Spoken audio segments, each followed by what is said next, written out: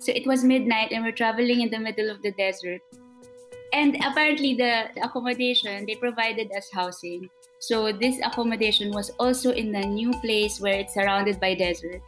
It was a bit disorienting to be really taken away from your old life and into this new life. And at first it was like, I didn't see the shiny Dubai. Welcome to Are You Local, a podcast about identity, self, and finding one's place away from home. I created this podcast to help me uncover the meaning behind local. This episode was recorded in November 2020 with Jake Ofrasio and Kristine Abante. Jake is based in Barcelona and Kristine is based in Dubai.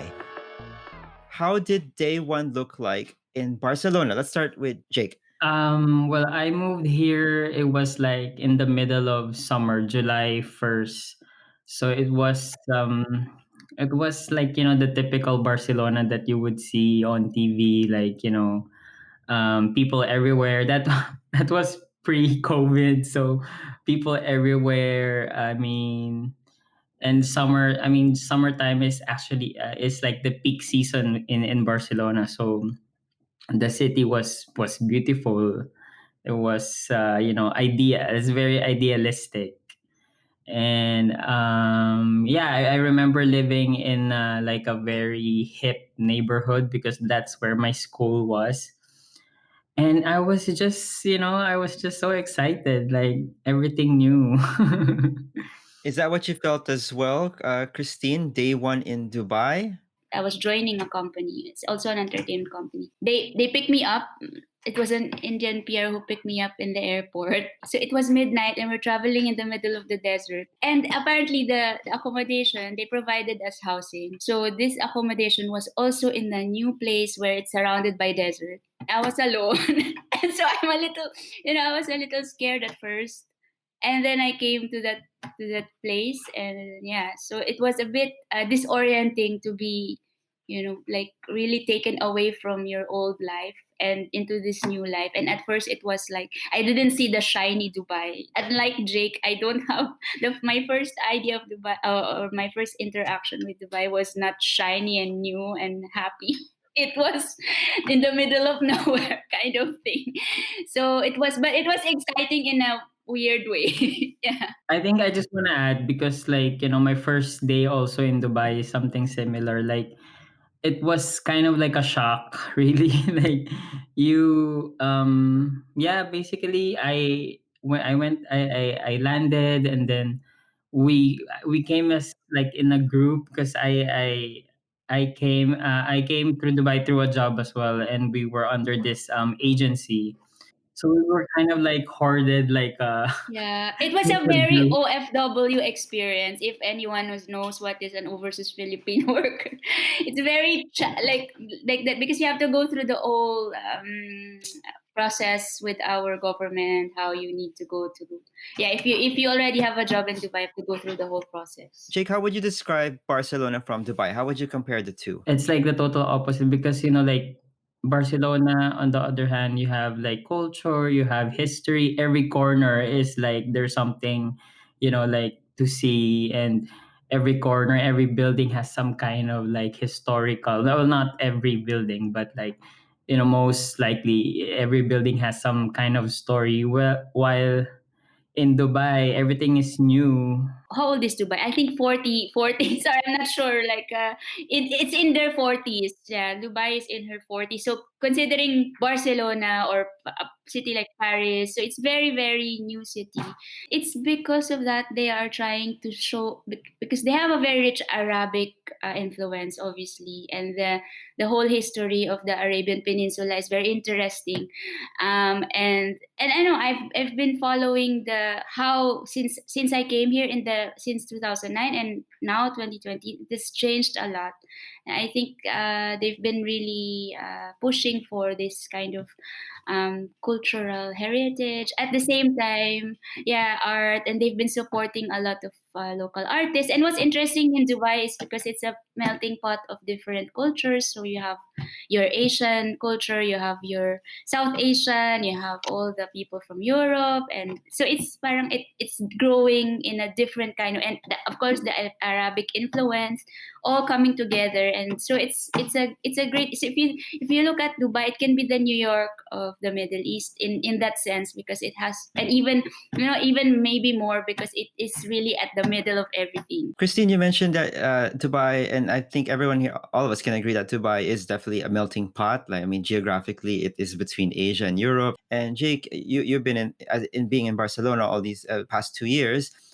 Are these places welcoming, though? Of how welcoming are they for someone who's not from there? I would say Barcelona is very welcoming. Actually, like most of the my local friends or people from here, if they find out that, oh, you decide to stay here, like, why do you like it? Is everyone being nice to you? Like, they always ask me if I'm having a um how's my experience and why did I choose Barcelona. Barcelona is also kind of like a very melting pot in a way. It's very um very diverse as well. Like, we have a lot of Filipinos here, Indians, Pakistanis, Central Europeans would come here because of the environment, because of it's very open to foreigners.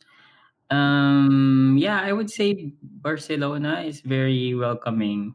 How about you, Christine? In Dubai, your experience there for more than 10 years. I mean, I'm sure you've heard stories, uh, hopefully more positive than than most, but anything to share? Yes, I would say most of the people I met here, including myself, we've grown here in Dubai.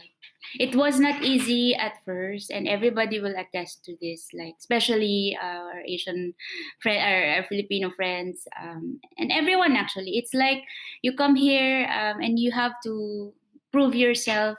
Maybe for the next 2 3 years, find your place.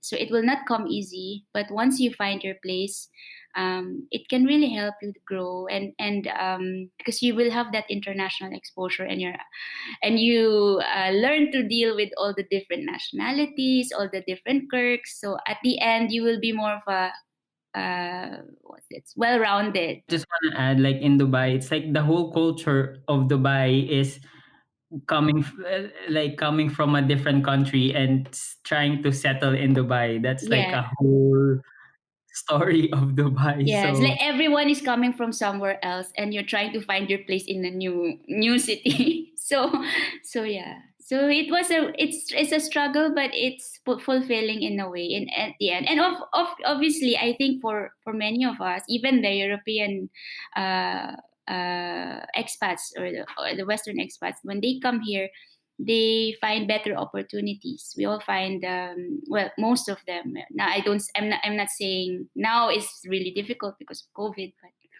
I'm saying, in terms of monetary or financial gain, obviously Dubai would be better. Would be a better option. I'm just not sure if it's emotionally or because it's also difficult to be away from your family, and a lot of people also struggle with this here in Dubai. I can see that. So yeah, since there are a lot of good stuff, and also there are some hard stuff that you have to deal with. something has to give. Yeah, yeah. Jake, if you get asked this question in Barcelona, where are you from? First of all, for our listeners, to describe Jake, he has a very global look to him. He's very international. His look, his appearance is like he has a European look to him. He has a Filipino look to him. He could fit anywhere. That's why he's a commercial model. But do you get asked that though? Do you get asked, Jake, where are you from? No, because I think here there's people would not assume that you're a foreigner. Here people would actually think you can be Spanish. Everyone can be, you can be born here. Unlike maybe in Dubai, where are you from is kind of like the second question after what's your name. You know what I mean? Like in Dubai, Yeah, that's it's so true. common to hear where are you from? Philippines or whatever, or you mentioned, you say whatever country you come from, because I think Dubai is very I don't want to sound like negative, like classist But or it's true, like we are very, maybe because we need to know where you come from with a lot of nationalities coming in, and you just want to know how to deal with them in the first place. So you want to know. why do you have to deal with. Yeah. Yeah, it's very strange. Here in Barcelona, that's one thing that I never hear from people, like, where are you from? Because I think when I was in Dubai, where are you from means, so I know how can I deal with you. Yeah, exactly. Exactly. When you're right, we should not it should not be that way. It should be like, I deal with you as a human being, not where you're from. But unfortunately in Dubai we have that kind of, where are you from? It's so normal in Dubai to ask, oh, what's the nationality of your boss? Because he's like this, or Yeah, a he's lot of stereotyping, and I feel like there's a lot to unpack with that yeah. because that's why we started this podcast is because it started here in Singapore where I get asked that question. If I'm in a taxi, then they realize that my accent is not Singlish. They'll go to that question, where are you from? Are you Filipino? And then once that starts, the conversation starts changing rather than talking about the conversation is suddenly about how much rent I'm paying or how much I'm paying for rent. These questions. So, but I'm so curious to know this, Christine and Jake, when you said how to deal, that's a lot to unpack in Dubai. What does that mean? in Dubai, it becomes so normal. It's Normal, like, yeah. yeah, it's like it's part of, again, being an expat culture of knowing where you're from because of certain what do you call this? Maybe this kind of people, you have to deal with them in this way. I really I'm really sad to highlight this, but there is it exists a hierarchy at work, for example, that exists. Like for example, your salary. Sometimes if you're Asian, or a lot of times actually, if you're Asian, you get less, even if you do the same work. You get offered less than your Western expats. So that exists. That than the Western expats, or maybe the Arabic expats, for example, the Lebanese, because they speak French, English. So maybe there is a basis for it, because maybe for example, Lebanese, they speak three languages and they can relate. Like for example, in my field, communications and marketing. Maybe yes, that's the reason why they get paid more, because they have more skills than I do. Maybe there is a basis, but there are also cases where you do the same kind of job and you get less. Is that a big issue among the Filipino community there? Or is it more like the trade off is I may have a smaller salary or less salary, but in exchange, I get my work pass, I get to work here? It's not the ideal situation. Like for instance, I think also it's also the Filipinos are very accepting. We have this, because we always try to please and we always try to be pleasant. Filipinos are straightforward, but we are a little bit more, trying to keep the peace, or non-confrontational. We are very non-confrontational, and in that sense, sometimes we get taken advantage of. Is that something you see, Jake, in Barcelona? I don't know. Like here, it's like I have we all have the same salary. Almost everyone has the same salary. Like we all have like that minimum, And here, it's not very. It's your nationality or whatever what you look like won't dictate how people treat you in stores or in establishments. Everyone is very casual, which is very refreshing for me because in Dubai, like maybe if I go to a mall wearing slippers and I don't know my Filipino basketball shorts, I don't know, I would be kind of like, like what are you doing? Christine, you've lived in Dubai for more than a decade. Are you planning to settle down permanently there, or are you open to opportunities elsewhere? I feel like Dubai is not a place for permanent residency. They don't really offer. I think now they started to offer citizenship, but only now. So a lot of us are looking at moving on from this experience. It's all like, okay, you go to Dubai. Mostly people come here for work, so you work and you save some money, and then after you move on. And I have the same idea. What would your advice be for someone who is just, let's say, quote unquote, fresh off the boat and would want to settle down for Jake in Spain and for Kristine in Dubai? What's your number one advice for, let's say, me? If I were to move to Dubai or Barcelona, what would your advice be to me? Let's start with Jake. I would probably save a lot of money. Well, money is definitely power everywhere. And I would try to I think I wouldn't just don't be afraid to start from scratch. Definitely when you move somewhere when you move to a different country, you don't have you can have a lot of friends, you can have a lot of contacts, but you're gonna start from scratch, and that's the fact, a fact really. And yes, and from there just try to be sincere, try to build connections, try to reach out to the locals, and of course try to also reach out to your expat community or to the Filipino community, and just from there, just yeah, build from there. Well, that's great advice. How about Kristine for Dubai? It's my first. If I'm going to Dubai, what would your advice be for me or to someone who just moved to Dubai? I think in Dubai you have to have a lot of patience, to deal with, like we said, there are a lot of different nationalities, and every one of them have different quirks, and you also have your own thing.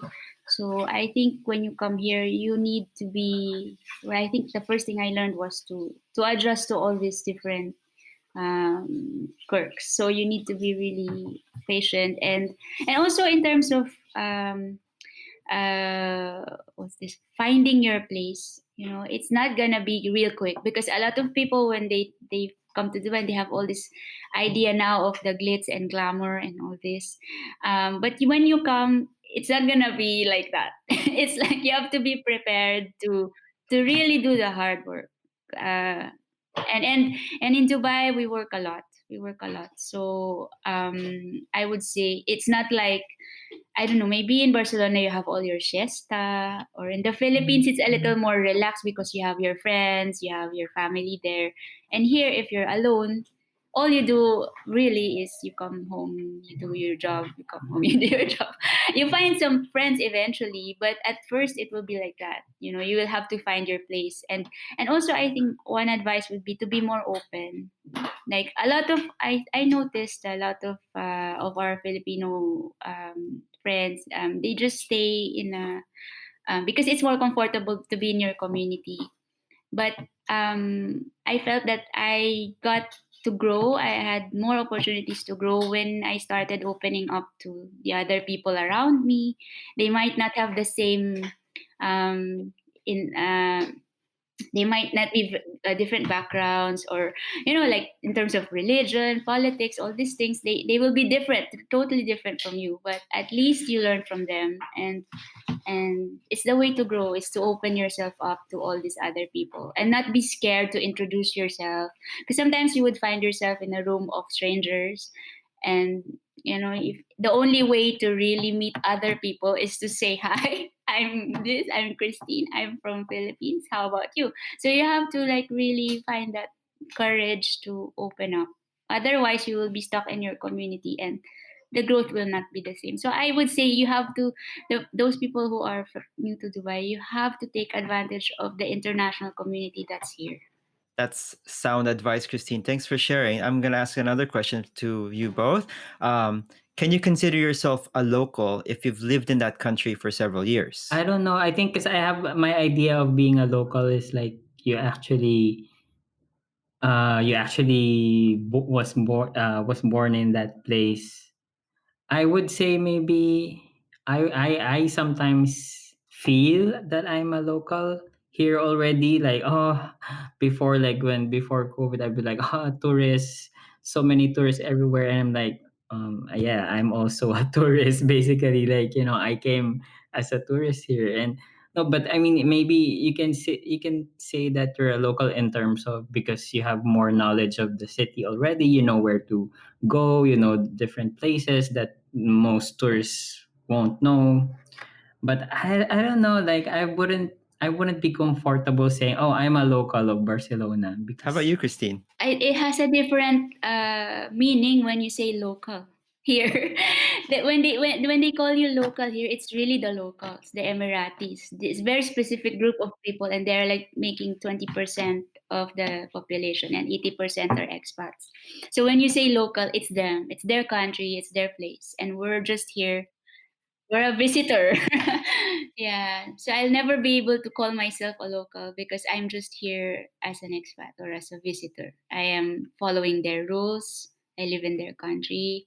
So I take advantage of what they offer me, the opportunities they offer me, but I will never see myself as a local. But I can consider myself a resident. Maybe that's a better term where I know where to go, the good places like Jake said, like you I would before I was in couch surfing. I don't know if you know that app. It's more of like I can tour people around. I can volunteer to show you Dubai or the best places. So in that sense, I'm a resident, but I will never be a local. Thank you, Kristine. Thank you, Jake, for joining. Both Jake and Kristine have been abroad since for over 10 years. So it's amazing to hear your stories from both Dubai and Barcelona. Thank you so much for joining. Thank you, George. thank you, George. Hope to see you soon.